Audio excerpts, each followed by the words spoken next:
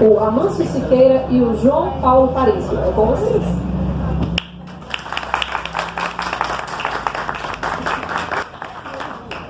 Amâncio, você é da casa, faça as honras iniciais, por favor. Você é daqui.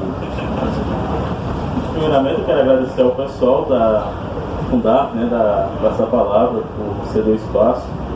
A Marcelene, que representa muito bem o SESC e que fez o convite, muito gentilmente.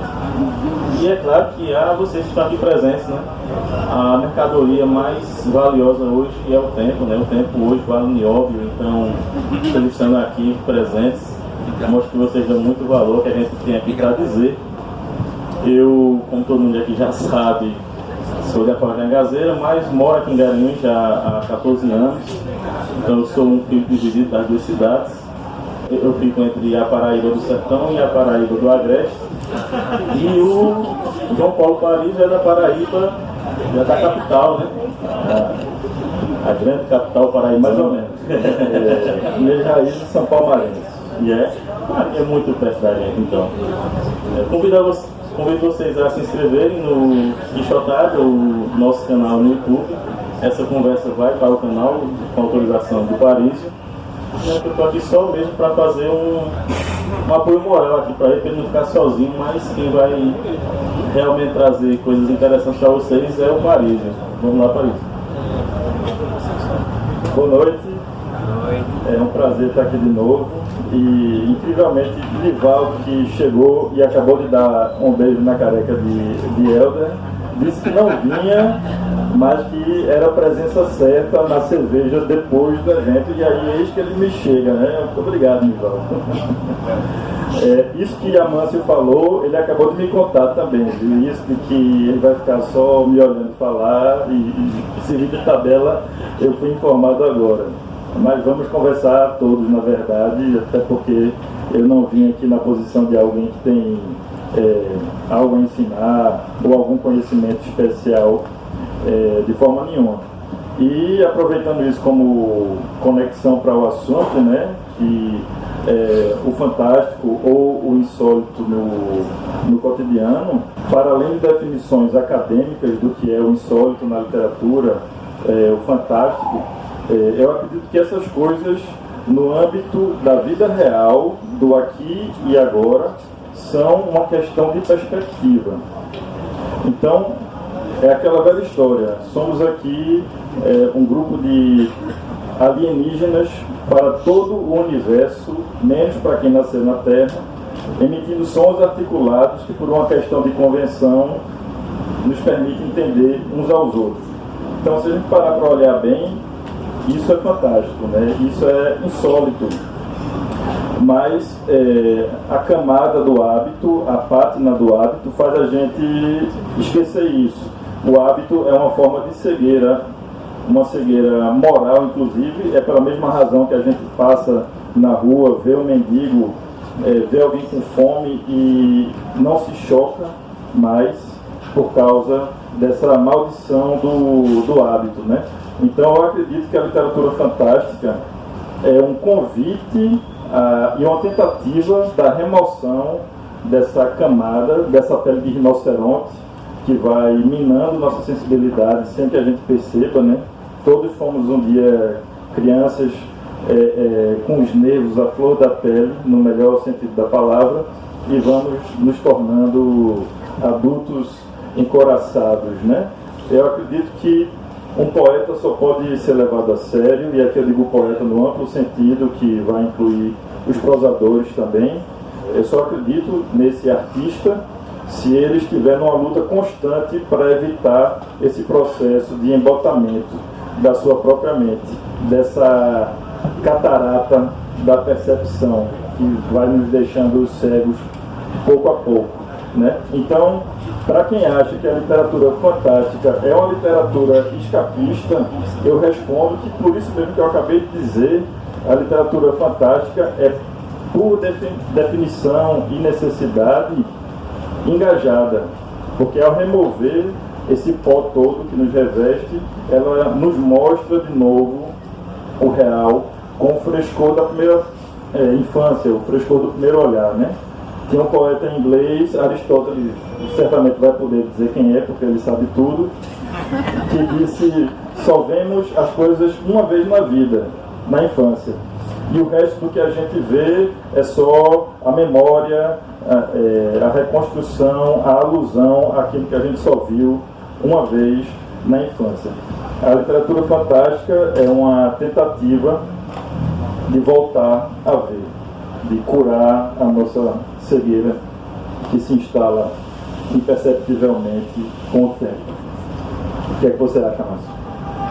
A conversa sobre o fantástico no cotidiano, o cotidiano no fantástico, no insólito. E eu vejo no cotidiano sempre coisas que são fabulosas, que são fantásticas, que são inexplicáveis. E a própria ciência tomou esse caminho, né, há algum tempo, desde Einstein. A gente já percebe que a realidade é muito distante do que a gente imagina. Por exemplo, a gente imagina que isso aqui é um objeto sólido, quando na verdade o meu braço só não atravessa esse livro por causa do campo eletromagnético do livro e do meu braço. É um campo de força, né? Não existe solidez na matéria que é sólido de mancha no ar. Se a gente for ver o espaço que tem entre os núcleos dos átomos, né, que é composto apenas por elétrons que estão ali. Então, na verdade, nós temos uma ilusão de solidez. E é uma ilusão de solidez que não é só da matéria, mas da própria sociedade, né, da nossa economia, da nossa política. Nós criamos uma tentativa de explicação para o caos em que vivemos. E uma das formas de explicar esse caos é a literatura, talvez a forma que mexe mais com os seres humanos, com todos nós, é essa arte da palavra, né, que é uma arte que pode ser contada em qualquer língua.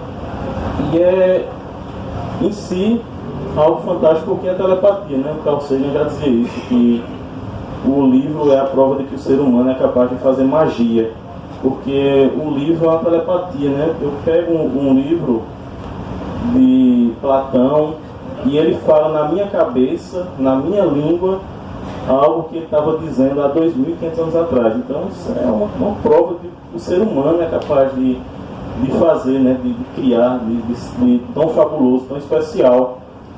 E eu queria saber de ti, Parísio. Vou falar um exemplo meu e então vou passar para ti, mas é sobre essa questão da criação a partir do factual, a partir do cotidiano.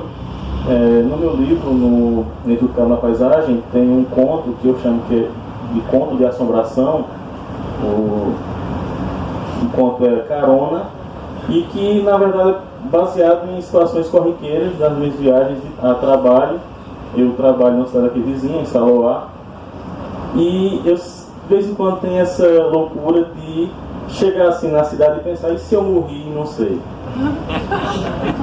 E aí eu tinha muita vontade de criar um conto em que o leitor não tivesse essa certeza se era algo sobrenatural ou algo realístico. E fiquei muito feliz porque os críticos que fizeram resenha do livro foram por esse caminho também.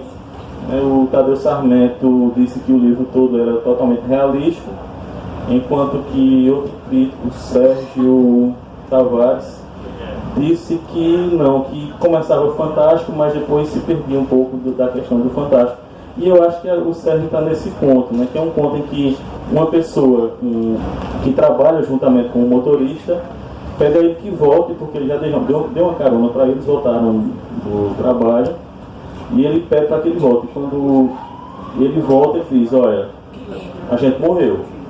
Lembra daquela ultrapassagem que tu fizesse lá no trecho de Paranatama? A gente não conseguiu não, a gente tá morto. E aí o ponto todinho é a discussão do motorista dizendo: você tá louco, você tá com algum problema mental. Como é que a gente morreu se a gente tá aqui dentro do carro? Quer dizer que o carro é um espírito também e tal. E o outro vai justificando: não, mas ó, veja, porque isso e aquilo outro, né? As pessoas não estão vendo a gente de verdade. E realmente, assim, as coisas que eu vou descrevendo são coisas que você pode ver no dia a dia. Quantas vezes você não caminha na rua e é como se ninguém lhe percebesse, como se você fosse um fantasma, exatamente. E aí eu peguei essa coisa do cotidiano e aí transformei nesse ponto que é meio fantástico, talvez realístico, dependendo do leitor. Para ti, Paris, é melhor imaginar situações fantásticas, ou pegar uma situação cotidiana e aí extrapolar para esse gênero? Rapaz, eu não sei dizer o que é melhor para mim, porque tem pontos que eu não sei de onde vieram, embora eu saiba muito bem que tudo vem do chão da realidade, né? Por mais que eu não saiba, por mais que me pareça estranho, não há outra fonte possível, né? E isso que você falou de fantasmas me lembrou uma passagem do romance que eu estou revisando e recriando um pouco também, embora sob pressão para não demorar muito a entregar a editora. Que foi um dos ganhadores do Prêmio Pernambuco, que agora é o Hermílio Borba Filho, desse ano. Então aqui vai ter lançamento de um novo livro dele, um romance. Eu virei aqui mais uma vez com os demais ganhadores do prêmio para ter uma nova conversa. Então eu estou trabalhando nesse livro e tem uma passagem lá que fala justamente sobre a solidão ou as solidões, e diz que o transeunte da Conde da Boa Vista, uma das avenidas centrais do Recife, né, é mais solitário do que o beduíno do deserto da Arábia ou do Oriente Médio. Porque quando você caminha na multidão, você é um fantasma entre fantasmas, e a sua solidão é refletida por aquelas dezenas, centenas, milhares de pessoas que estão ali ao redor e que têm com você essa mesma relação de espelho, né? Então, só esse exemplo já transparece o quanto eu bebo, claro, das coisas que eu vejo no cotidiano. Essa cena se passa na Conde da Boa Vista. Esse mesmo lugar aparece em Legião Anônima, que é o meu primeiro livro de contos, publicado pela CEP também. Então, sem dúvida, isso é forte. E eu escuto frases, eu guardo essas coisas, muitas vezes tomo nota, e hoje em dia o meu recurso, meu bloquinho de notas é o celular. Eu escrevo muito pouco à mão hoje em dia, essa é a verdade. Eu nunca imaginei que fosse dizer isso. Até hoje eu ando com um bloquinho e caneta no bolso, mas se tornou uma coisa quase fóssil, porque eu demoro agora meses e meses, um semestre para preencher um bloquinho desse, porque vai tudo pro celular. Então, hoje mesmo eu vim para cá num carro que é uma empresa de transporte, sendo que são carros de passeio, não são ônibus nem vans. E aí você pega esse carro, né, com o motorista que é um funcionário, e vai com pessoas desconhecidas, né? Eu vim para cá com mais 3 pessoas que eu não conhecia. E eram 2 mulheres e uma criança. Essa criança era filho de uma delas. E aí no banco de trás tinha 2 lugares e a cadeirinha da criança. Aí a primeira coisa que o motorista fez foi pegar essa criança e colocar na cadeirinha. E quando a criança se viu naquela situação, aquela criança de 4 anos de idade, a primeira coisa que ela falou foi: eu não tenho mais idade para isso. Aí eu virei para ele assim e disse: não tem idade, é para dizer que não tem idade para qualquer coisa, né? Mas aí ele respondeu, ele disse: olha o tamanho das minhas pernas. E mostrou, e realmente a perna dele estava esbarrando no banco da frente, né? Ele tinha razão, era muito lúcido, muito realista o que ele estava dizendo. Mas vejam o quanto é fantástica essa situação, né? Dessa criança dizer isso. E eu, claro, como todo escritor né? Devorador, um gafanhoto dessas coisas, eu guardei essa frase, que eu nem tive tempo de passar para o celular ainda, para nota específica, para colocar coisas que eu escuto por aí, mas estou com isso na minha cabeça. E hoje ainda, quando terminar aqui, e antes de começar a parte da cerveja, eu vou tomar nota disso no celular. Nesse mesmo romance, aproveitando até para propagandeá-lo um pouco, tem uma cena que o personagem sai do trabalho e vem andando pela Avenida Guararapes, que é muito central lá em Recife também. E aí faltou energia e tem uma hora que ele está caminhando pela calçada da Guararapes e é como se fosse um mercado de pulga ali, né? Ou feira de ladra, como se chama em Portugal, que é o pessoal que vende de tudo, inclusive frutos de rogo, né? Mas vai ter também uma senhora que vende flores e tal. E aí, como está no escuro, quando esse personagem passa, ele só escuta as vozes. Então é como se fosse um corredor polonês de vozes. E aí é claro que eu peguei muita coisa que eu tinha reunido, tinha escutado ao longo de anos e botei nessa parte do livro como se fossem as coisas que as pessoas dizem nesse momento em que ele está atravessando. E eu, inclusive, nesse momento, botei à disposição do texto dessa forma, uma palavra aqui, outra aqui, mais claro e mais escuro até. E pode ser que eu pegue e nesse ponto, ou em algum outro em que faça mais sentido, acrescente o que eu vi hoje no caminho Recife-Garanhuns, né? Então, sem dúvida, a gente está sempre sorvendo a realidade e modelando ela para usar na ficção. O escritor geralmente é um fofoqueiro do anonimato, né? Porque eu sei contar um monte de história, mas não sei dizer quem foi que foi o personagem real dessas histórias. Principalmente em lotação, né? Eu pegava muita lotação perto do trabalho e uma vez, por exemplo, na lotação tinha um pessoal que ia visitar os presos, né? Saló tem uma cadeia e houve uma rebelião da cadeia aqui em Garanhuns, então a maioria dos presos foi transferido para lá. Então as famílias iam daqui para fazer a visita, né? E aí quando eu pegava o carro perto do trabalho, eu ia juntamente com as famílias que iam visitar os presos. E numa dessas conversas, uma menina, acho que 16, 17 anos, vinha falando com outra, elas iam visitar os esposos que estavam presos, rapazes de 19, 20 anos, uma delas grávida, inclusive, e ela vinha contando que o padrasto dela já tinha sido preso na noite anterior, que tinha batido na mãe dela, e a outra vinha dizendo que estava jurada de morte juntamente com o esposo que estava preso, e ela disse assim, na uma tranquilidade: eu acho que eu não queria morrer não, acho que eu vou falar com ele pra gente ir embora quando ele sair da cadeia. Então, assim, você vê a banalização da vida, né? Lembrou aquele personagem do Alta Compadecida que dizia: eu não gosto de matar padre não. Eu sei que no caso ela que estava... É justamente isso, né? Parece que a vida perdeu o valor, não só para quem mata, mas também para quem morre, né? Tá tudo tão banalizado, inclusive a própria vida, que deveria ser talvez o maior valor, né? Juntamente com a liberdade, mas as pessoas abrem mão da vida e também da liberdade, né? Existem cada vez mais pessoas que esperam que alguém lhes diga o que fazer, o que sentir, o que pensar, que estão abertas a abrir mão de sua liberdade por um pouco de segurança, né? E o Benjamin Franklin já dizia, né, que o homem que está disposto a abrir mão de um pouco de liberdade por um pouco de segurança não merece nenhuma das duas. Então talvez seja por aí, né, resgatar esse tipo de pensamento de que a liberdade talvez seja o bem mais precioso, porque se você não tem liberdade, você não vive, você sobrevive apenas, né? Então o cotidiano traz muito também dessas reflexões, outras, e por isso talvez que a literatura fantástica seja tão instigante, porque através de uma história que talvez pareça inicialmente um escapismo, você acaba trazendo temas que são caros a todo ser humano e que talvez de outra forma as pessoas não fossem pensar, refletir sobre aquilo, né? Recentemente eu li A Distopia Nós, do Eugênio Zamyatin, né?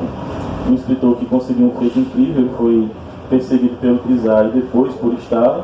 Eu acho que todo artista deve sonhar com isso, né? Ser perseguido por qualquer regime que seja, porque a função do artista é ser contra todo e qualquer regime e tentar mostrar o que há de errado por trás das estruturas, sejam elas quais forem. Como o Raul já dizia, né? É falta de cultura para cuspir nas estruturas. Então precisamos disso, de mais culturas, de difundir mais o pensamento, de difundir mais a crítica. E talvez a literatura fantástica seja algo muito importante para isso também. E eu gosto de dizer, como forma de provocação séria, depois de tudo isso que a gente comentou aqui, e desaguando mesmo em literatura, num sentido mais estrito, que o fantástico é o único gênero literário. Não há outro gênero, porque o realismo ou o naturalismo são subgêneros do fantástico, que a gente pode chamar de fantástico involuntário. Quem fala sobre isso muito bem, num livro pouco lido, porque é de teoria, é Ariano Suassuna, num livro chamado Iniciação à Estética. Eu ia dizer a Estética da Indiferença, que é o livro de Sidney Rocha. Iniciação à Estética, se não me engano, ou Introdução e ele diz que foi, iniciação, né?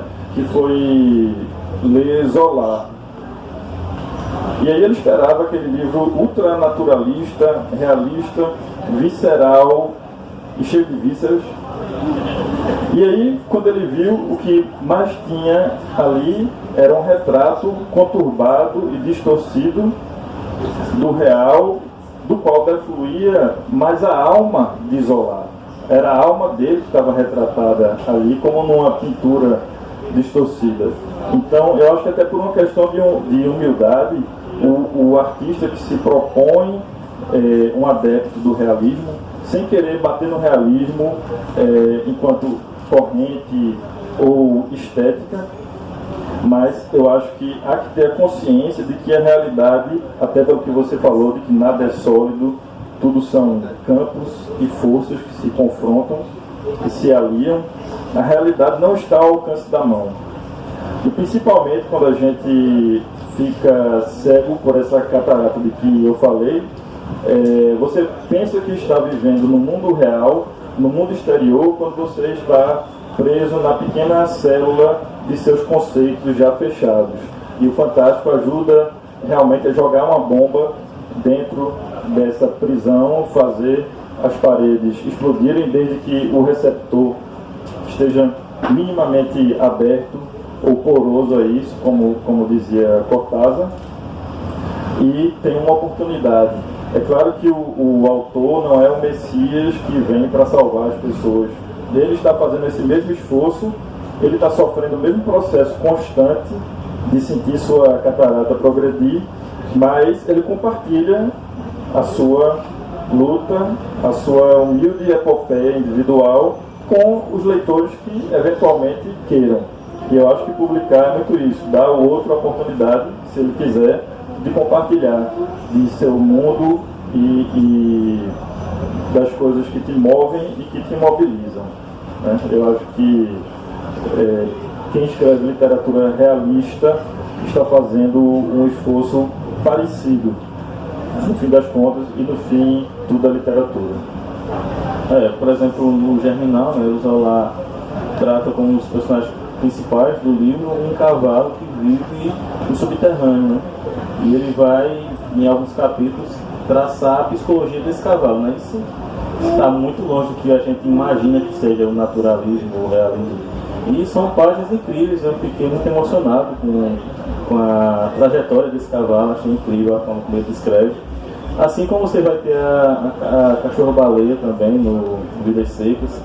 Então tudo é válido quando é bem escrito, quando é bem construído. E muitas vezes quando você pega uma obra como Alice no País das Maravilhas, né, que seria algo de muito fantasioso, você traz ali coisas do nosso cotidiano que são simplesmente incríveis. Por exemplo, quando é que alguém não se sente como o coelho da Alice? Eu, todos os dias, quando eu me acordo, eu fico já, a primeira coisa que eu digo é tô atrasado. E é sempre assim aí. E eu gosto muito de ver essas reflexões dos livros infantis sobre o tempo. Além da Alice, além da Alice, né, com o coelho que está sempre atrasado, você tem, por exemplo, o Peter Pan, o menino que não quer crescer, né, que quer lutar contra o tempo, contra a passagem cronológica, né, com a idade. Temos também o crocodilo tic-tac, né, o crocodilo que vai nos devorar a todos, né, e tic-tac, está contando, e não temos como fugir, infelizmente todos nós seremos devorados por esse crocodilo. Então você vê por aí que às vezes coisas que parecem inocentes estão falando a nossa alma, o nosso espírito, tentando nos despertar para uma realidade que a gente luta para não encarar, né? E esse exemplo de Vidas Secas, de Baleia, é extraordinário também, porque é uma obra lapidar dentro do que se chamaria modernismo, regionalista e tal, mas assim, acho que ninguém deixaria de chamar de uma obra mais enquadrada no realismo, né? Embora não seja o realismo do século XIX. E nesse mesmo livro existe essa cadela baleia que em sua agonia final sonha com preais preais gigantes. São coisas que você, se isolar, pode imaginar que estaria dentro de Alice no País das Maravilhas. E outra coisa que esse exemplo me fez lembrar e querer destacar é a questão da linguagem. Se associa muito o realismo também a uma linguagem crua, seca, até desprovida de metáforas, a não ser que o livro inteiro seja uma grande metáfora.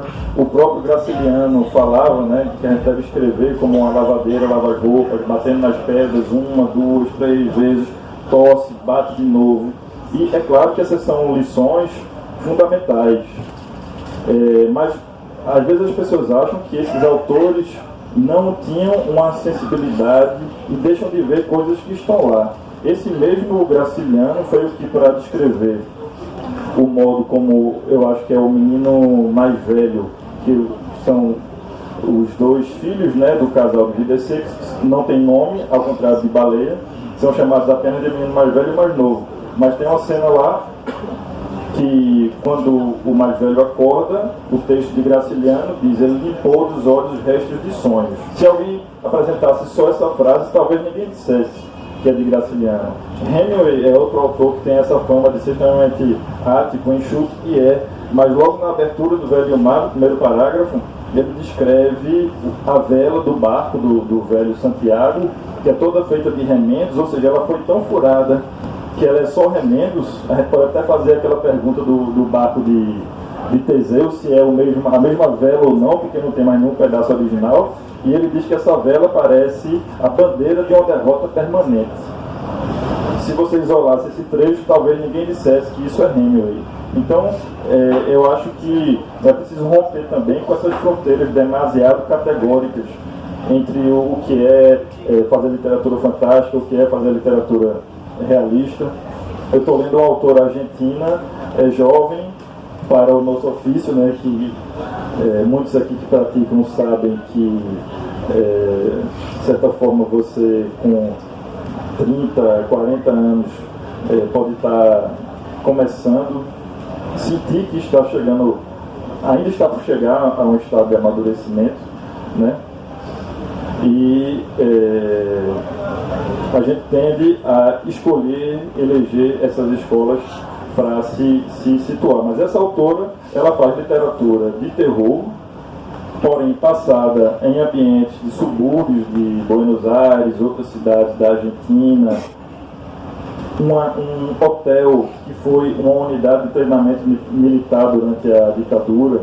Então, ela usa os elementos da nossa realidade mais comezinha, dos elementos mais sólidos que estão ao nosso redor, para fazer uma literatura de terror. A classificação que geralmente é feita da literatura dessa moça, Mariana Henriques, é terror. Porque, por exemplo, numa cena em que duas crianças entram nessa hospedaria, que foi uma unidade de treinamento na época da ditadura, elas entram no quarto e de repente começam a ouvir os sons que não estão no presente, mas os sons que eram produzidos ali na época da ditadura, que evidentemente eram sons pavorosos, né, do que acontecia ali dentro.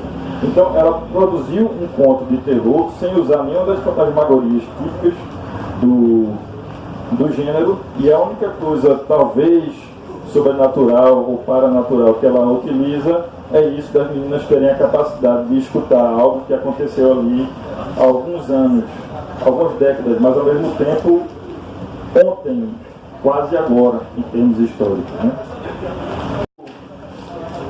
E um dos contos do teu livro mais recente é um livro de contos que foi publicado pela Patuá, Homens e Outros Animais Fabulosos, e foi publicado no ano passado, né? Foi setembro do ano passado. Vou ler um trecho aqui para vocês terem noção da prosa do Paris. Por cima daqueles montes, a lua minguante acabava de se erguer. Assim que foram tocados pela luz alabastrina, as nuvens puseram-se em fuga, como se queimadas por um fogo frio, e os arvoredos se agitaram no murmúrio de adverativo. Quando cansou de contemplar e arrepiou-se de frio, talvez algo mais, Clara empurrou a janela, porém antes de fechá-la por completo, uma lufada se esgueirou, Dedo de Silfide derrubou o vaso de cerâmica, que se fragmentou com um ruído dadivosamente discreto. A água se espalhou e se estagnou no tampo luzidio. Ela recolheu as tulipas por entre os cacos aguçadíssimos. Ao acender a luz da cozinha, forte e branca a ponto de magoar os olhos, quase surpreendeu-a seus dedos não sangrarem. É uma forma de recriar a realidade, né, Paris? É uma forma de dar uma nova nuance para algo que seria uma situação corriqueira, lançar uma luz diferente. O William Faulkner dizia que literatura é acender um fósforo ou uma vela no escuro. Não vai iluminar, mas vai dar uma ideia de toda a escuridão que existe ao redor. Então a literatura, quando você faz de forma bem feita, bem trabalhada, é isso, ela vai mostrar para você algo que você não perceberia na sua vida cotidiana. Não vai dar uma noção do todo. Ela vai apenas fazer você aguçar o seu olhar para uma parte que de outra forma você não perceberia. Você pensa sobre isso quando escreve? Penso e acho que é bem isso que acontece mesmo, né? Podemos falar em transfiguração do real, né? É uma forma de reiluminar a vida, e isso tem tudo a ver com essa frase de Faulkner que você citou. E eu queria ler um pouquinho do seu livro também, porque eu acho que Amâncio, pelo que eu li até agora, eu não conhecia a obra dele, mas comecei a ler para vir aqui conversar com ele sabendo qual é o tom desse escritor, porque quando você começa a ler um autor, você já sabe muita coisa, né? Como alguém já disse, você já sabe o quanto ele abre a janela e quanta luz ele quer que entre, né? E eu estava até comentando com o pessoal antes de vir para cá, que Amâncio, nesse livro, Nem Tudo Cabe na Paisagem, ele já alicia, vence o leitor antes do livro. Ele consegue essa façanha, porque é já na dedicatória, quando a dedicatória é linda. É uma coisa pessoal, até peço sua licença para lê-la. E diz assim: meu pai faleceu em dezembro. Em janeiro, minha esposa ficou grávida. Nosso filho nasceu no mês em que o avô dele faria aniversário.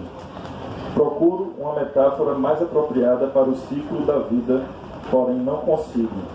Meu pai está presente no neto que não pôde conhecer. Este livro é para João. Isso poderia ser um conto, a abertura de um conto, e é de se notar que ao fim você não sabe se João é o pai, o neto ou os dois.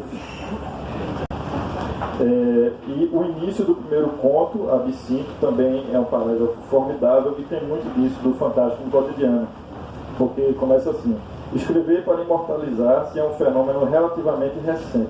A princípio não havia uma autoria individual. Vários autores davam sua contribuição para imortalizar algo que transcendia a si mesmos. Assim nasceram livros sagrados, desde a Ilíada até as 1001 Noites. Imbuído desse mesmo sentimento, procuro com este estudo imortalizar a busca do meu amigo Socó Pombo pelo seu livro sagrado. Então, ele pegou essa nossa realidade que eu falei, tão comezinha, tão aparentemente sórdida, e plantou com só esse primeiro parágrafo uma espécie de Homero contemporâneo que pode existir entre nós. Eu lembrei agora, já no final, faltam 5 minutos, me diz o cartaz que ele mostrou ali, que Marcelino pediu para a gente se apresentar, né? E a gente não fez exatamente isso. Mas, Paris, você dispensa apresentações, você é mais conhecido do que Farinha de Feira, rapaz. Mas já que você leu o trecho desse livro, aí só para dar a informação completa, esse é meu terceiro, que eu lancei ano passado, vou na ordem contrária. Esse é o segundo, que é um de poesia, esculturas fluidas. O primeiro é um de contos também, se chama Legião Anônima e é mais urbano, com mais denominações de lugares em Recife, enquanto esse aí não tem isso. Tem contos que você pode até achar que se passam em Recife, mas fica a critério de cada um. E aí, voltando ao presente, eu estou preparando esse romance, que vai sair ano que vem. Ele se chamava Quimera, a versão que ganhou o prêmio, mas foi uma das coisas que insistiram comigo desde o início, o próprio Antônio de Mello, que é o editor da SEB hoje em dia, e Sidney Rocha, que é membro do Conselho Editorial, foi que esse título, se não era ruim, ele era muito repetitivo, já tem 3.000 livros chamados Quimera, então gentilmente eles me convidaram a mudar. Claro, eu fiquei refletindo e resistindo ao mesmo tempo, porque eu já tinha me apegado ao título, mas por enquanto ele está se chamando No Útero da Quimera, ou seja, eu mudei sem mudar. Mantive de alguma forma, até pensei em esse nu ser nu de nudez, mas eu não sei se isso fica forçado demais, enfim, eu ainda estou nesse processo. Vamos abrir, já que tem pouco tempo, né, para uma pergunta da plateia. Alguém se habilita, quer saber coisas íntimas e sórdidas, principalmente de Paris, já que eu não tenho nada íntimo e sórdido para compartilhar com vocês. Só a chuva fala.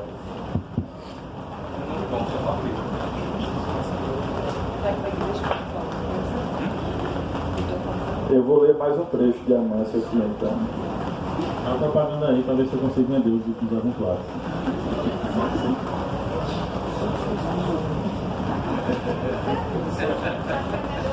Tem uma passagem no conto de Amâncio, ainda no início, em que o personagem, o narrador, né, que conta, vai visitar esse tal de Socopombo, que é uma espécie de Homero contemporâneo, e ele está ouvindo aquele ruído de estática da televisão, né, aquela formiguinha na neve que a gente chama, né. Aí o narrador não entende, né, ele pergunta por que aquilo, o que é aquilo, e aí Socopombo responde: a zoada é o cosmo. Arno Penzias e Robert Woodrow Wilson descobriram que podemos captar o ruído do Big Bang com nossos aparelhos. 1% dessa zoada é a lembrança mais antiga da criação, de quando o universo era ainda jovem e mesmo as estrelas, já mortas, ainda não tinham nascido. E aí o narrador pergunta: quer dizer que sua musa é a radiação cósmica de fundo? Então, se o Big Bang sussurra ao pé de nossos ouvidos até hoje, bastante para isso, ligar uma televisão fora do ar, está mais do que comprovado de que o insólito está entranhado no cotidiano. Rapaz, eu não sei se foi eu que escrevi isso aí, não. Bonito. Mas deixar claro, eu sei que está retado. Pode ser um candidato. Boa noite a todos. Eu não sei necessariamente se eu vou conseguir fazer, mas não me impede de tentar. E vou dar como exemplo, certa vez, assistindo a um filme de entretenimento, cinema, Duro de Matar, entretenimento. E lá para as tantas, o avião é atingido. O avião vai cair. Mas aí o ator, ele pula do avião, rola e fica em pé. Aí todo mundo... No Fantástico, qual é o limite entre o fantástico e a mentira? Porque também não pode parecer a mentira plena do pular do avião. Não tem essa linha ou não tem? Eu acho que não, eu acho que há outras referências, talvez. Dependendo, ela pode ser genial ou pode ser ridícula. Tudo vai depender Ou vai do espectador? Também, sem dúvida, da bagagem que ele traz e tal. Mas assim, basicamente isso se refere ao critério ou pacto da verossimilhança, né? Tem um livro que foi um divisor de águas para mim, que eu tive a sorte de ler quando era bem novo, que é A Arte do Romance, de Milan Kundera, que ele escreveu como depoimento de um escritor experiente, já afamado e laureado, né? Ele já era então o autor dos livros mais famosos dele, e ele diz que esse pacto da verossimilhança foi celebrado muito recentemente, para usar, né, o padrão histórico que você usou para falar da questão da autoria. Só há muito pouco tempo houve esse pacto da verossimilhança, que é um contrato entre o escritor e o leitor, em que o leitor diz: olha, eu espero que você me forneça coisas verossímeis, ou que se você for me fornecer coisas fantásticas e verossímeis, o livro tem uma tarja preta avisando. E pode ver que de lá para cá, todo livro fantástico mesmo, ele tem um título como Histórias Extraordinárias, Contos do Grotesco e do Arabesco. e por aí vai. Então, a ideia passou a ser que tinha que ter uma divisão. O fantástico é permitido, mas me avise antes. E é isso que eu gostaria de borrar, de diluir, porque eu não sou um assinante do signatário do Pacto da Verossimilhança. Então essa questão dessa linha, a minha relação com ela sair, eu não quero esta linha. Então o que é que eu posso usar como alguma espécie de baliza é o efeito estético daquilo. No máximo eu posso dizer a harmonia, embora essa harmonia muitas vezes possa ser um caos que reverbera em mim. E tudo que eu posso oferecer como uma garantia de que há esse caráter harmônico é esse modo como ele reverbera. Então eu acho que na verdade é tempo de superar e voltar a superar, mas com outras, eu ia dizer armas, mas não é um bom tempo para falar, né? Com outros recursos e outras bandeiras. O Pacto da Verossimilhança. Passar por ele foi bom e necessário. Vamos rompê-lo novamente, vamos rasgar esse contrato, vamos tentar esquecer os contratos, que vamos ser livres novamente e ver o que é que a gente consegue fazer com isso. Eu me preocupo muito com a coerência interna, né? Com essa questão da... Quando você cria um universo, o ideal é que naquele universo existam leis, mesmo que não seja nenhuma lei do nosso universo, mas que tenham leis claras. E no exemplo do cinema, isso é bem comum, né? A pessoa está assistindo Seus Anéis e de repente tem uma cena que todo mundo grita: eita, mentira da porra! Não, tudo verdade ali, né? Anões, elfos, dragões, gigantes, Sauron. Mas você entende que o telespectador, ou no caso da literatura, o leitor, ele percebeu que houve uma ruptura daquele pacto que vocês fez com ele, né? A coerência interna daquele seu universo, né? Então, no caso do Duro de Matar, é aquela cena que realmente eu digo, não. Até o momento em que ele está matando 3 mil terroristas apenas com uma pistola, eu estou de boa aqui. Agora, ele derrubar um caça F-22 e cair em pé, aí já é demais, né? Vamos mentir, mas não tanto. Então, é aquela coisa do pacto que você cria com o seu leitor. E o ideal é que o leitor, por mais absurdo que seja o que você está passando, ele continua encarando aquilo como você está respeitando o pacto com ele. Né? Quando você consegue isso, você conseguiu, acho que a realização máxima do obra literária, né? Fazer com que ela seja crível. Acho que quando o leitor pega o seu livro e vai do começo até o final, pega o seu texto e vai e finaliza o texto e sente-se de alguma forma compensado pelo tempo que ele dedicou aquele texto, então o escritor conseguiu o que queria. Obrigado e paz. Muito bem, nós recebemos aqui o Amâncio Siqueira e o João Paulo Parisi. Muito obrigada, parabéns pelo trabalho.